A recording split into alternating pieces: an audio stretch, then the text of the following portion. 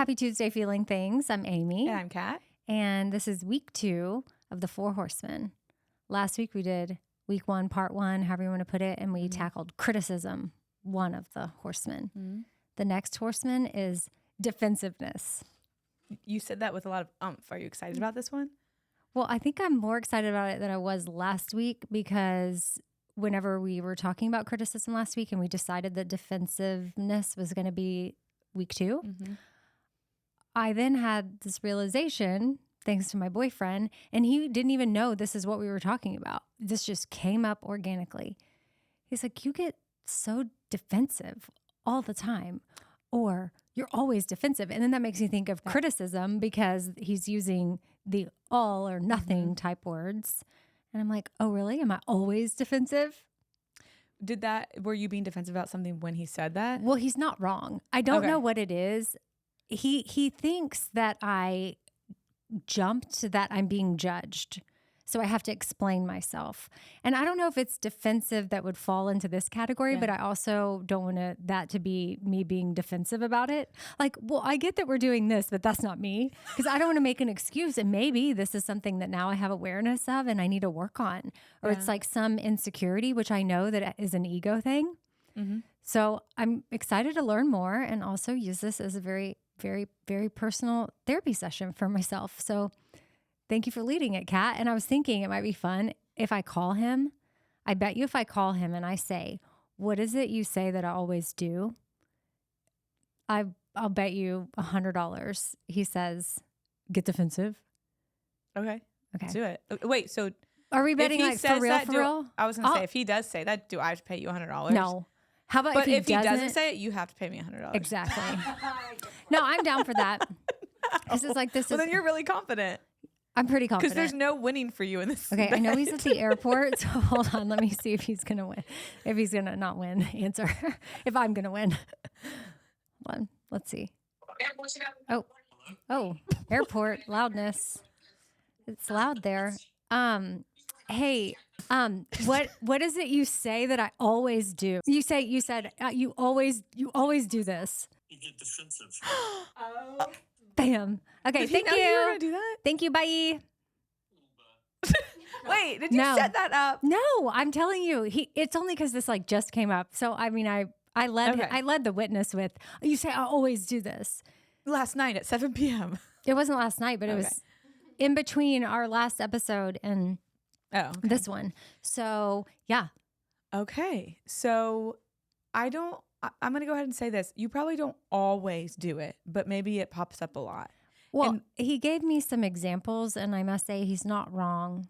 And then he was like, there also is an example where he saw me do it to my ex-husband. So it's not that I'm just doing it to him, not to my ex-husband, but about my ex-husband, I guess. So we were at a cross-country race, and my ex-husband was there, and then Alex was there because we were watching our son race.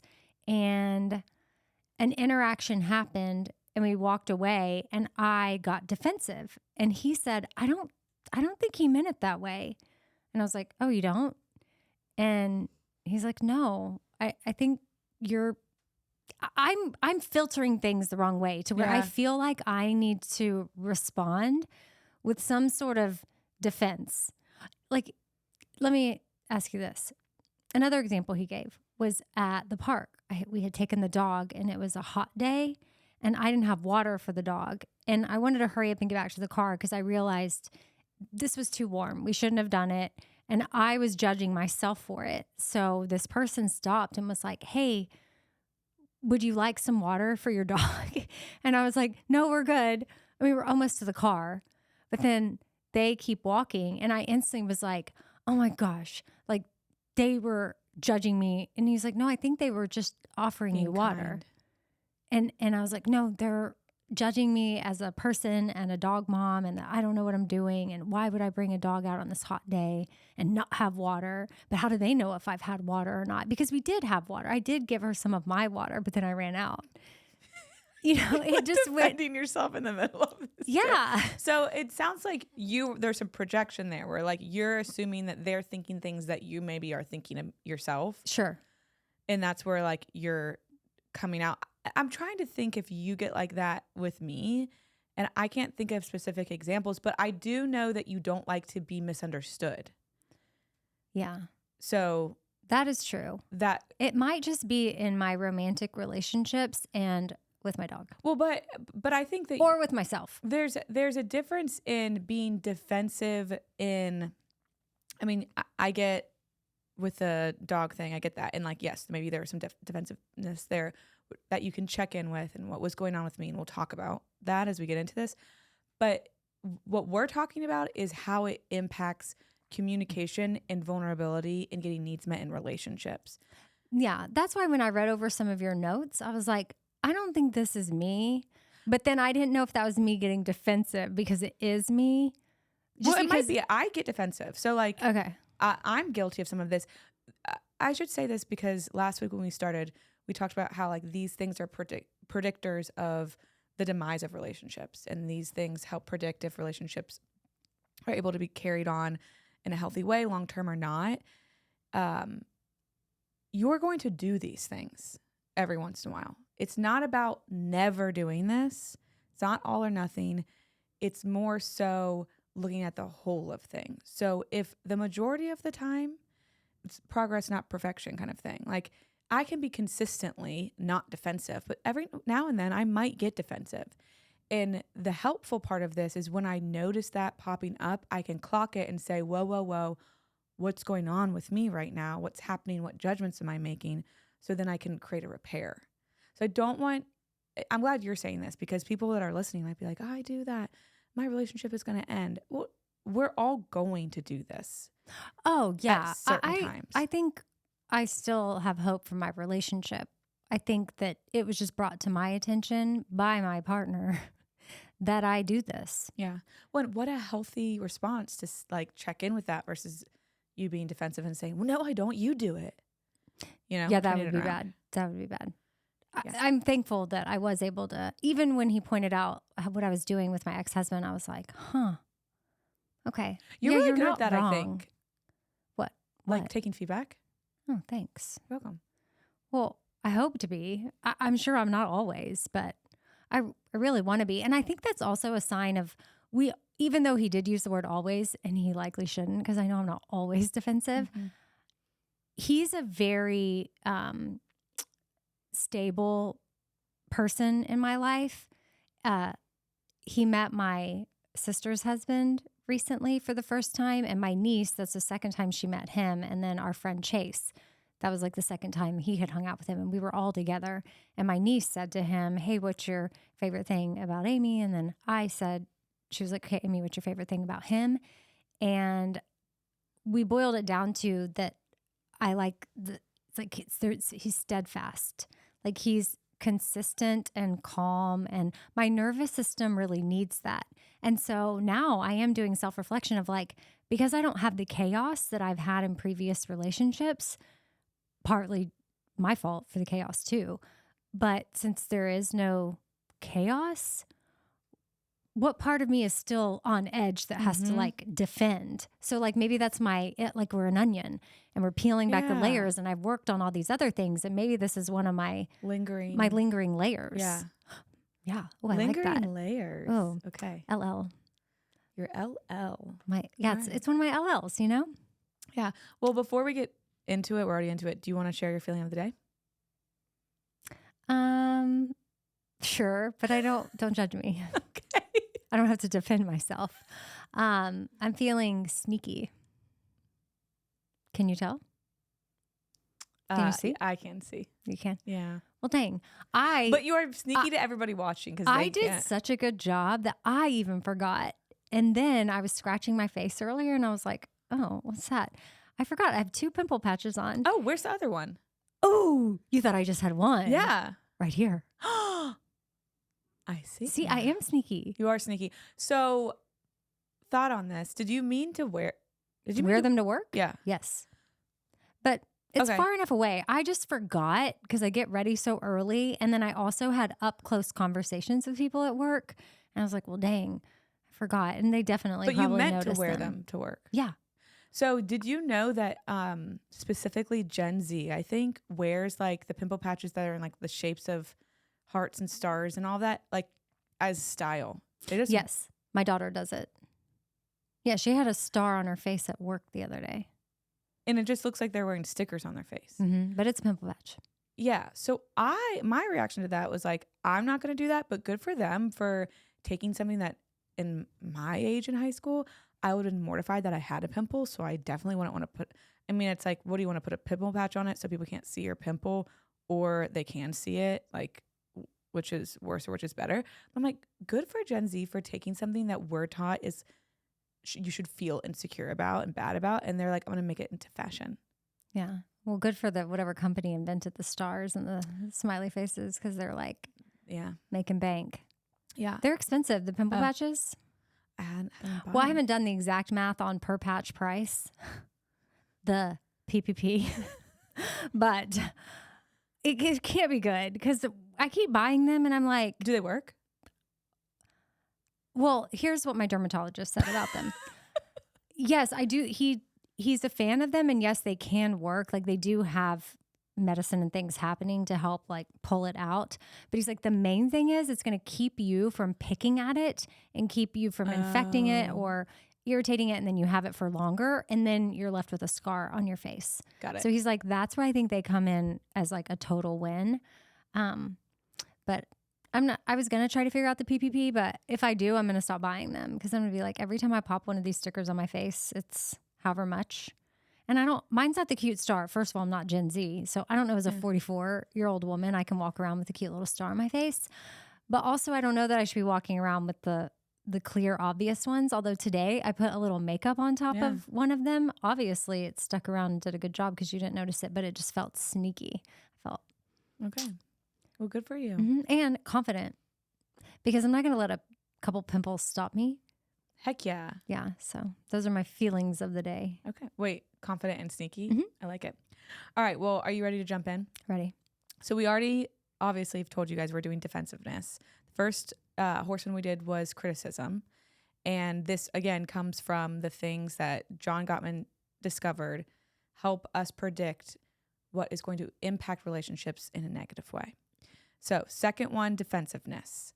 When you think of defensiveness, not like the right definition, I just want you to tell me what you think of when you think of somebody being defensive.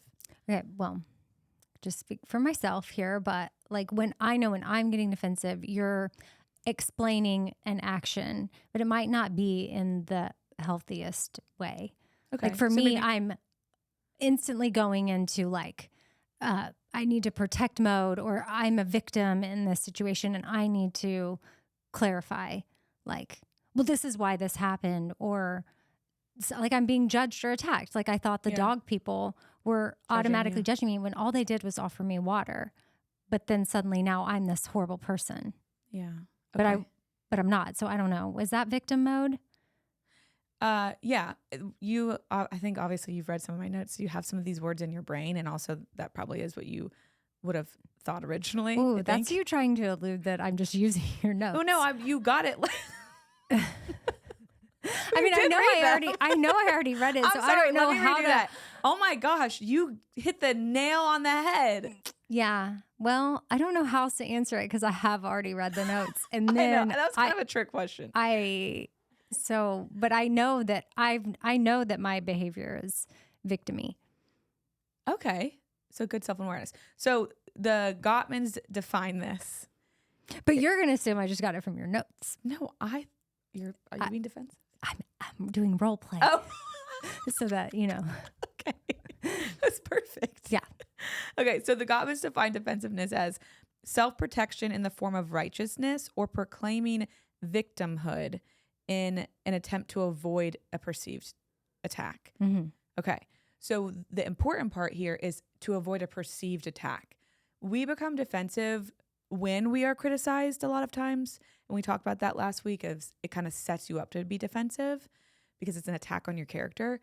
But a lot of times too, we become defensive when we just perceive somebody is criticizing us and maybe they're not. And that's where this really gets dicey because then we end up ignoring the needs or the thoughts or the feelings of our partner, and we just immediately turn it around on them and we don't end up hearing them.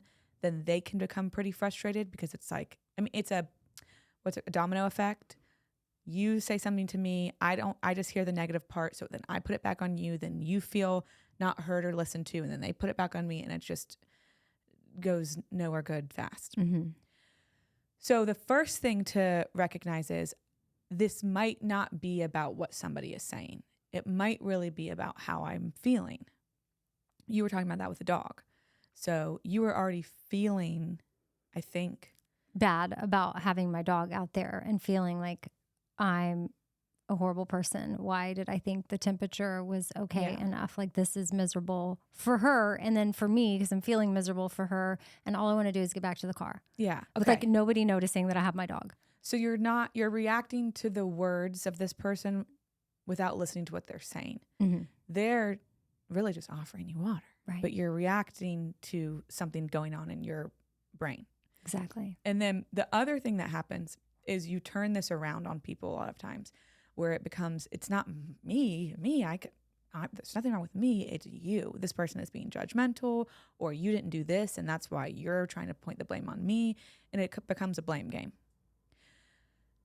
Now, there are times, because I'm sure people will think, like, well, how do I know when it's okay to defend myself? There are times when it's like, makes sense. If somebody's accusing you of something, literally accusing you of something that you didn't do, you're allowed to stick up for yourself. But we're talking about when somebody is really just sharing something that's mostly about them, and then we're turning it around. Okay. Yeah. And that's where we get to also remind ourselves that not everything is about us. Yeah. Yes. Yeah. Because that's what I think. Yeah. Most of my defensiveness in my relationship is the dog example. It's I'm making it into something that it's not. It's, like, I don't think I'm getting defensive back on him. Like, well, I wouldn't act this way if you didn't do this. Yeah. Like, I don't think I have that behavior going on. As you explain more, I'll cop up to it. If I do have that behavior, I'll let you know. But I do want to dig deeper, not here with y'all, but in my own work of figuring out why my it's almost like it's just my go-to. Response. It's my automatic response is like, and that's what he noticed even with my ex-husband. My ex-husband was just saying something to me and we walked away, and I was like, oh, well, he's implying that I'm and he's like, I don't said that. I don't.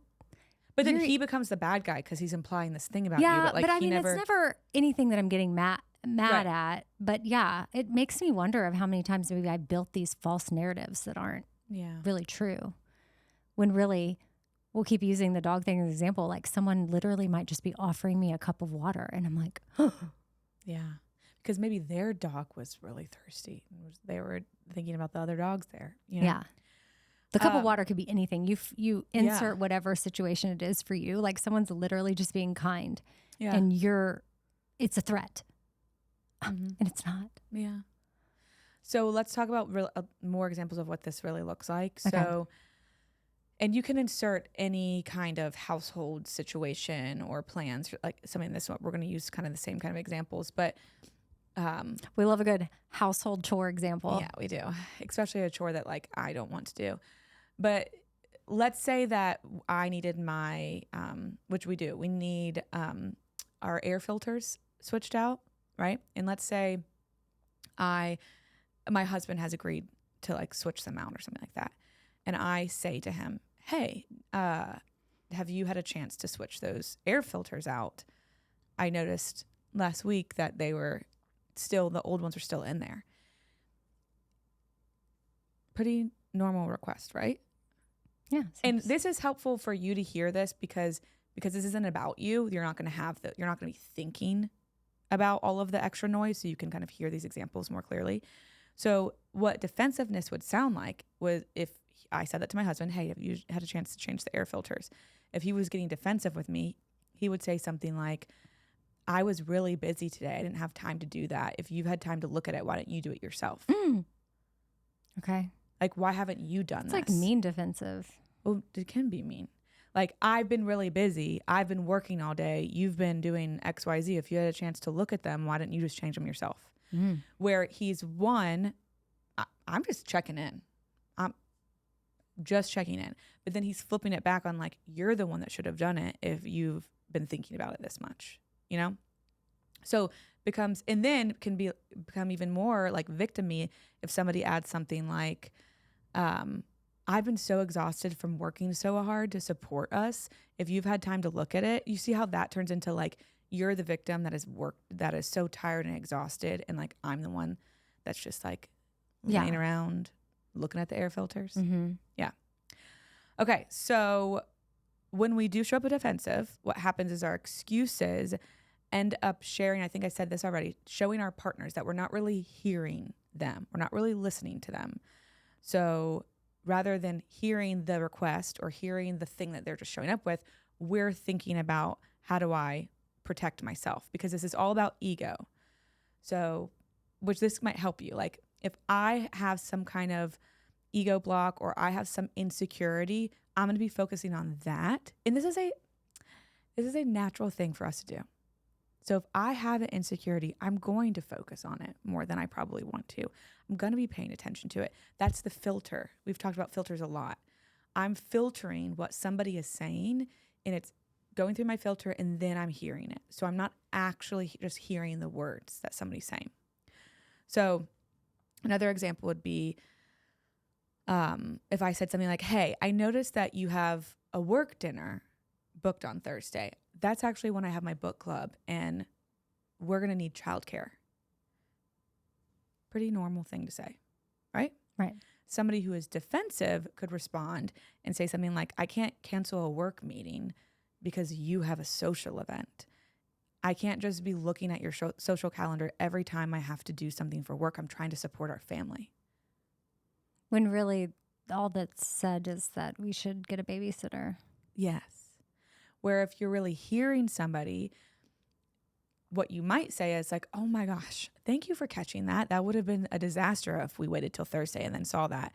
I can't cancel that meeting and I don't want you to miss your book club. So let's see if we can find childcare. If not, we'll find another solution. No big deal, right? Yeah.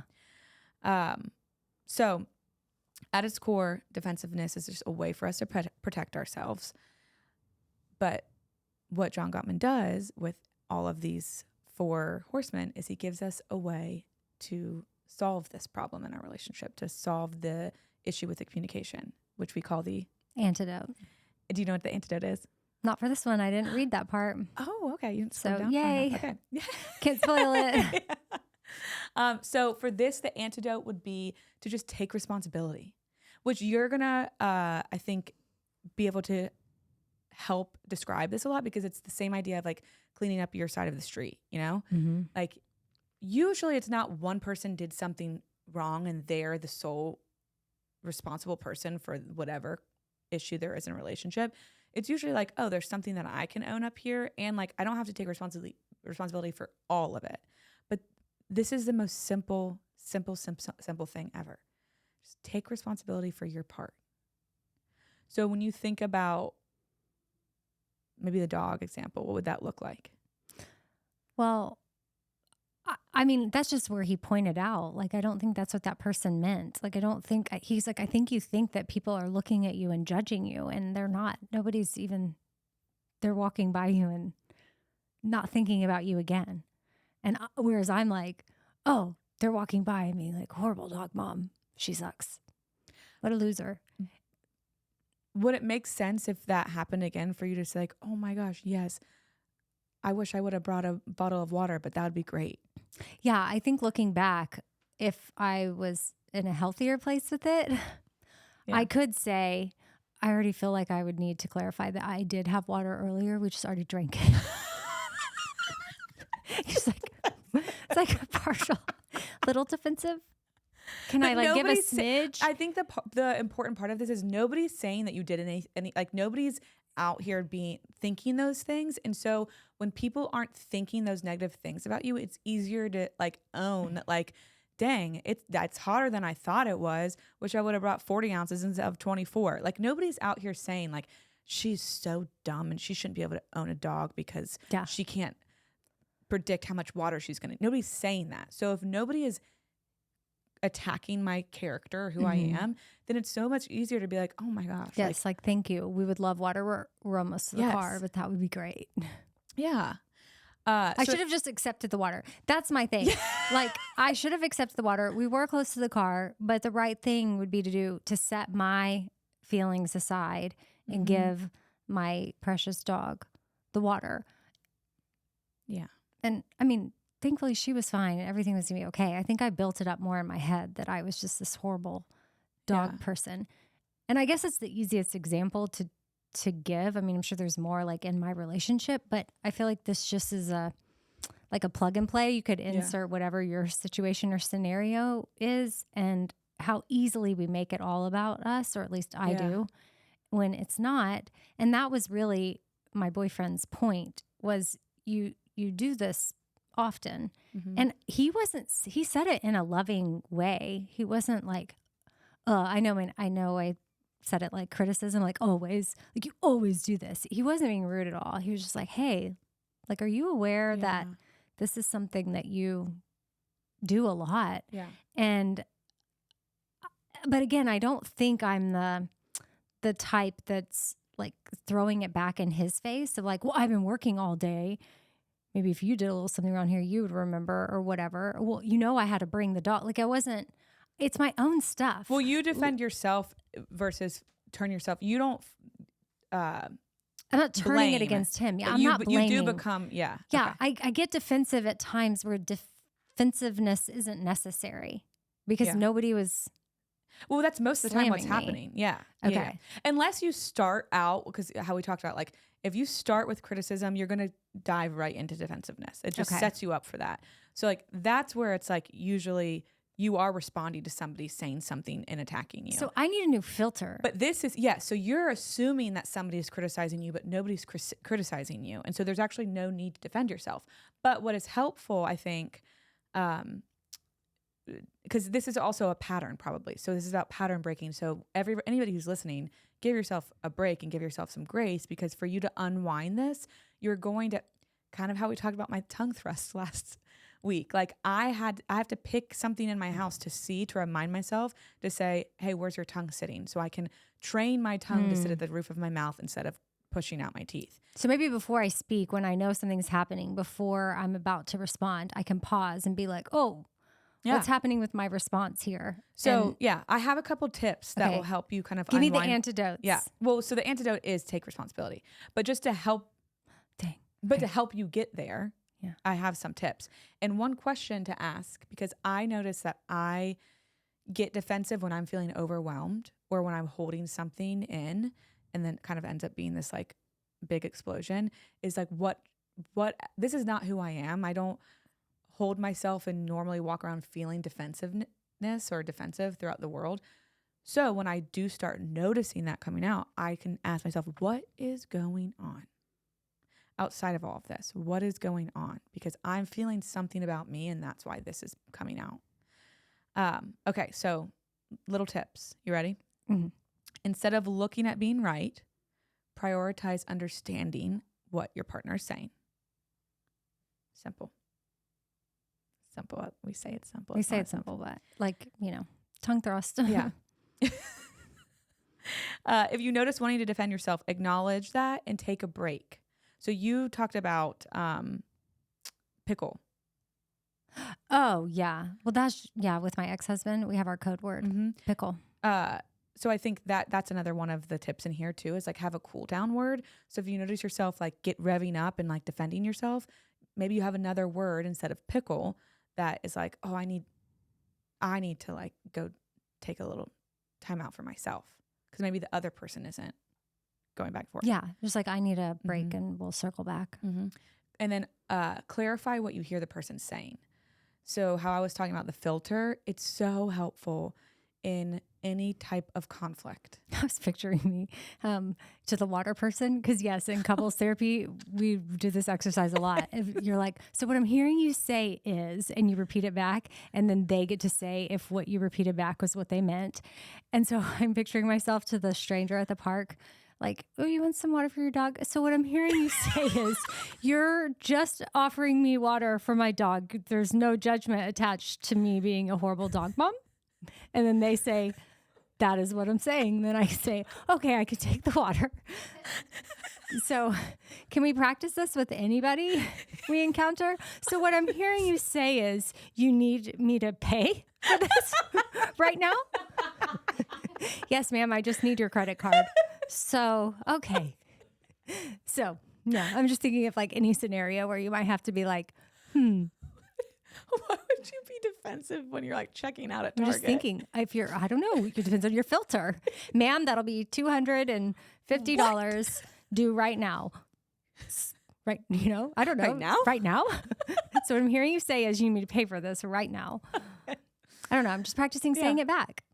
You could do that with anybody. Yeah. Or if you're at the mall and they're like, hey, do you want to, try this new foundation? So what I'm hearing you say is you literally just want me to try this foundation. It has nothing to do with my pimple patches and my complexion. So maybe in some of those scenarios, you play that out in your head. Mm-hmm. But in your conversation with your boyfriend, maybe that's when you share that out loud. You're at a restaurant and they're like, oh, we have really good salads. So what I'm hearing you say is you really just have good salads, or you think I need to eat a salad? Yeah. I mean, you could do that if that would be helpful. I'm just saying like this could get dicey. Yeah.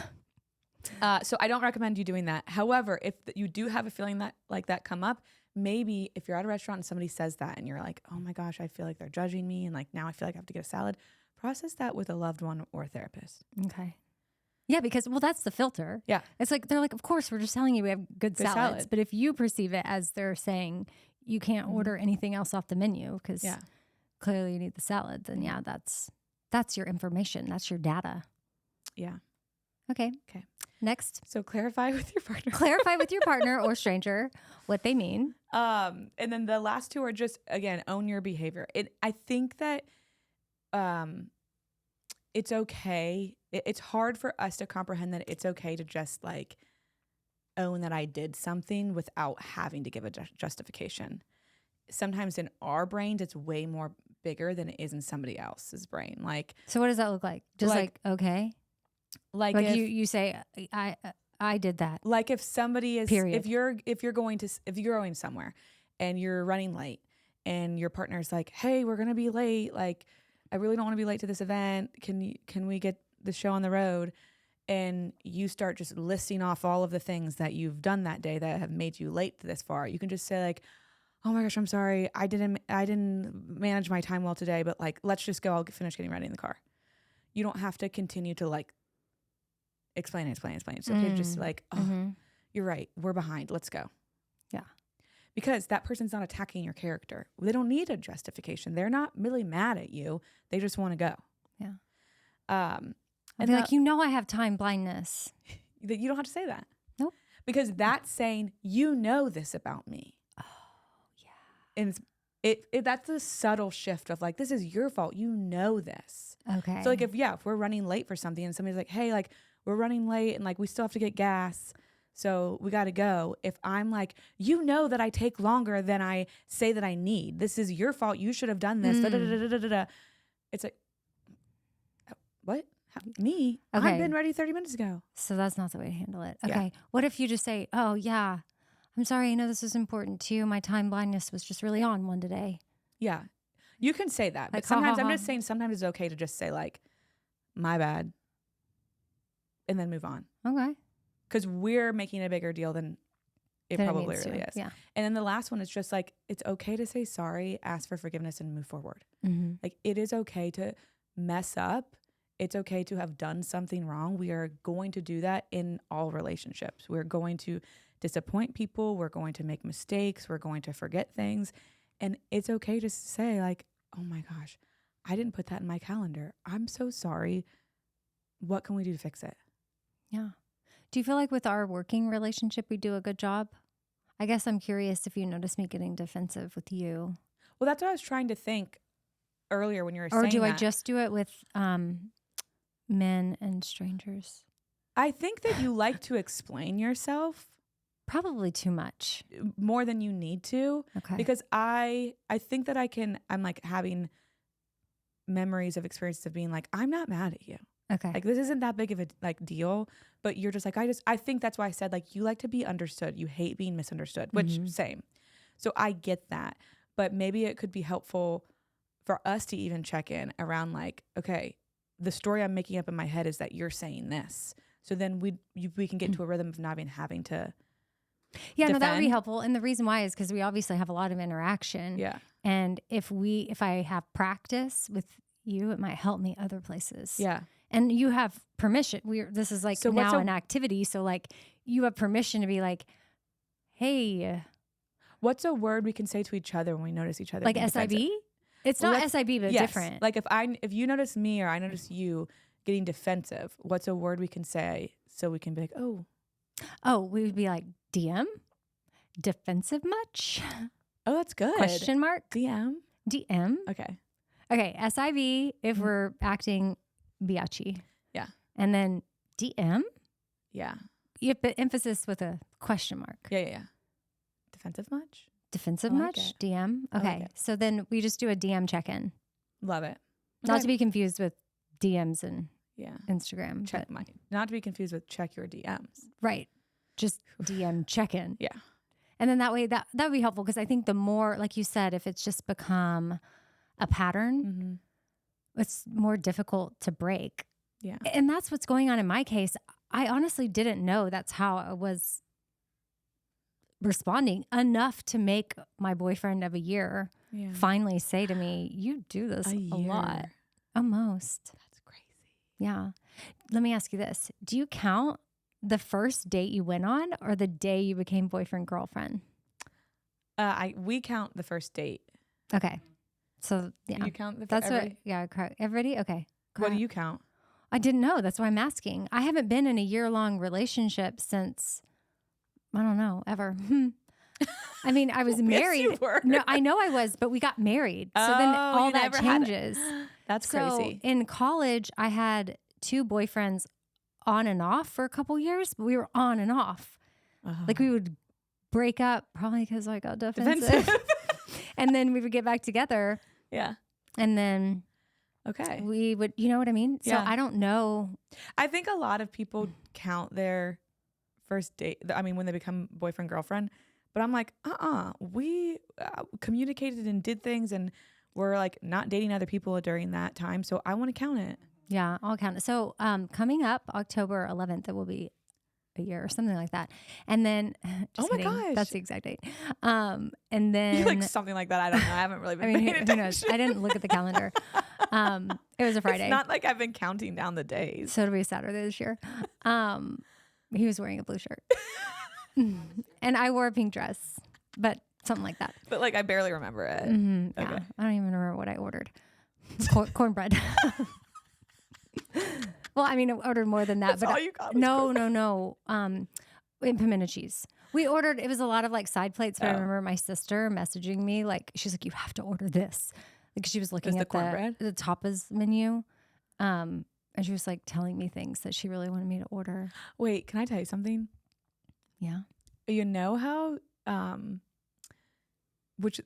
maybe I shouldn't be telling you this. I already started, so I have to. You know how when you went to Red Pony and they gave you the free stuff? Mm-hmm. So then I went to Red Pony and they gave us something free because it was our first time there. And I was telling my friend about it. And she was like, they gave us that same thing for free too. So, but that wait, just must be their thing. I think it's their thing that they say that like, oh, it's your first time in. Like the chef wanted to do this. But like, honestly, good for them. Because unless we were all sharing that, we would have never known. And it did make me feel really special. Oh, we felt really special. And my niece was in town and we walked past that restaurant. And she was like, wait, is that where y'all went on vacation? On vacation. No way. And she's like, I think I listened to that whole episode. And I was like, the whole one? Why do you only sometimes listen to half? Yeah, what does she mean by that? I don't know. She's like, I didn't get bored in that one, so I listened to the whole one. Hey, if you keep a 21, 22-year-old's attention. That's true. For more than 30 minutes, I think we're 30 winning. seconds. Yeah. 8 seconds. I derailed you. Anyway, your year anniversary is coming up. Yeah. Well, I just was curious what y'all thought because like my marriage, we got engaged after 3 months and then married 3 months later. So we weren't even dating a year before we were married. And then we were married for 17 years. So I don't know. You know what I mean? Yeah. I don't know what people count. And not that it really matters, but it's just coming up. So we need to make a decision what we're going to do to celebrate a year. And then I need to notify him hey, FYI, This is our according to anniversary. my girlfriends, we celebrate date 1, not, I think it was like November 2nd that he was like, let's be exclusive. Or he sent me to like check yes or no or something. Stop. Mm-hmm. Wait, so it was like 3 weeks? I mean, I think he knew after the first date he wanted to say that, but I love told him that. I was adult dating, so I was still right. dating other people. Right. But I didn't. Right. I just was going to in case it popped up. But then that's exhausting to me. I When knew you I know, wasn't you a know. adult dater. I was just going to try. I just more talked on the phone to that other guy for a little bit still. But I don't know.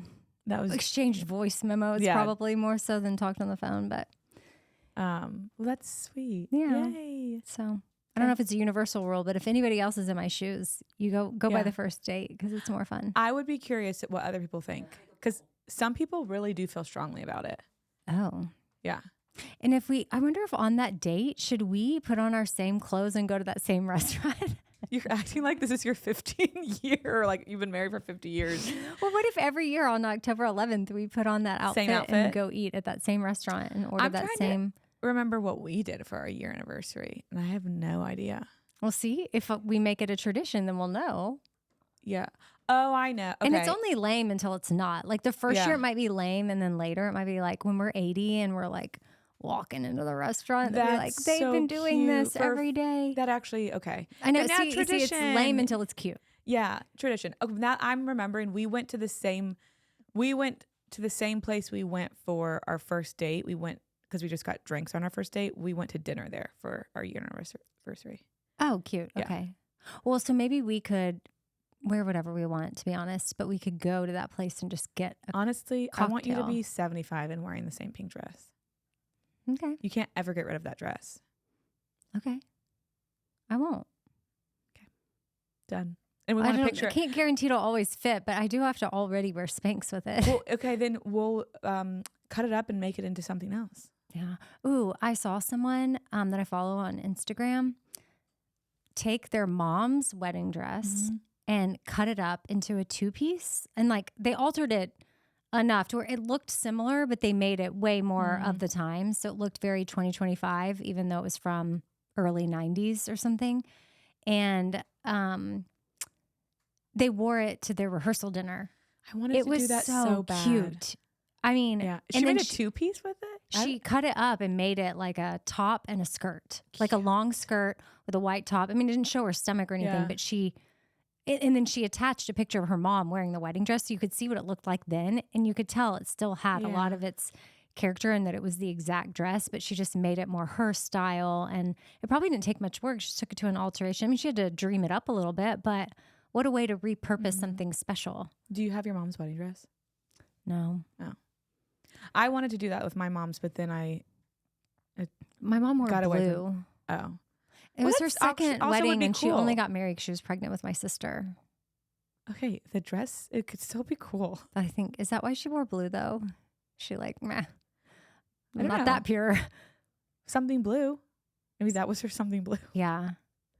I don't know. That was the whole thing. I remember when I put that math together, and I was like, wait a second. Christy was born in October, and y'all were married in May? Did you say that to her? Yeah. Was she like, what are you talking about? Oh, we ended up learning the whole story. Oh. Like, it was not great. Like, my dad was married to somebody else. My mom was married to somebody else. Then they got pregnant. But they were going to try to be together anyway, and then they got together. I didn't know this. Yeah. And then later, when my dad left my mom for somebody else, which classic story, right? Yeah. Well, what do you expect? But harsh. No, I'm not. I'm just saying that's what society would say. And my mom, I think, even said, oh, well, but my mom hadn't done that to him. And then that's when we started going to church, and she really strengthened her relationship with the Lord. And she just felt on her heart like she really wanted to call her ex-husband and ask for forgiveness. And so that's how I learned about it. And that was modeled to me of like, this is part of my past and I own it. And I did this. And look at your mom on her side of the street. Yeah.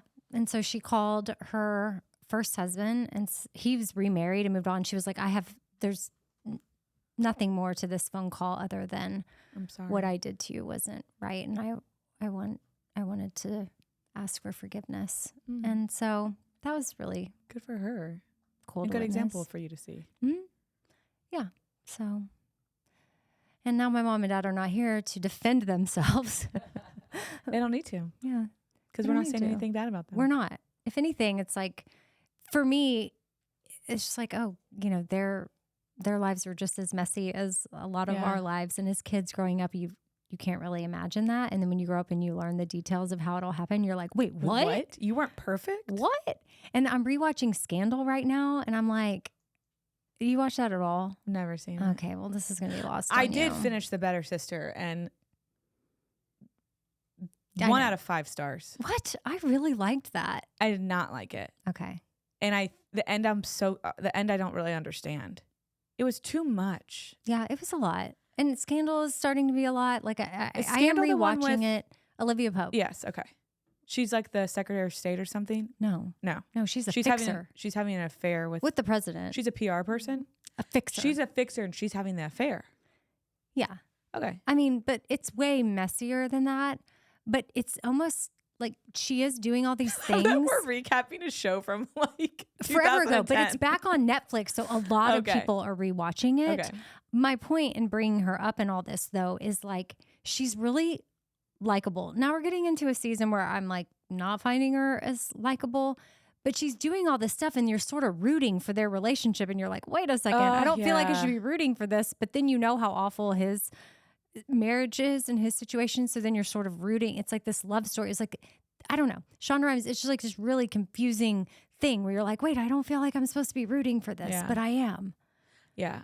I mean, I kind of like those kinds of shows because it shows you that things aren't as black and white as sometimes. Well, and I think that also some of the stuff with my mom and dad taught me that of like, oh, it's not as, I'm never going to understand someone's full picture, and it's easy to sit on the sidelines and like judge something, but without. So what I'm hearing you say is you just want to give my dog water. And that's how we'll wrap it up. Yeah. And what we are saying, and we hope you hear us clearly, is we hope you have the day you need to have.